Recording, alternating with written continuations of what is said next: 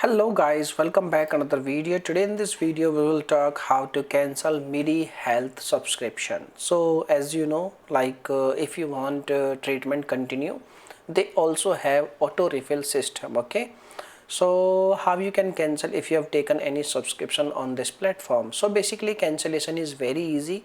So the first method you can do, you can compose an email. The email you need to provide a subject, or the subject in the form of subject, in the line of subject you need to provide, I want to cancel my mini health subscription. And then you need to compose an email. In the email you need to provide your name, your account name, your subscription starting date, end date, and the thing you need to keep in your mind, you need to provide at least 3 business days prior to the shipment date. Okay, and once you compose this email, in the end of the email you need to ask a proof of cancellation. And once you've done the email, you can take help from ChatGPT, and once email is done you need to send the email at their email address store@joinmini.com, joinmidi.com. okay, so once they receive your email they will inform you. Until you don't get any proof of cancellation, it means you need to keep in touch with their customer support team. Once you get your proof of cancellation, it means your subscription is cancelled.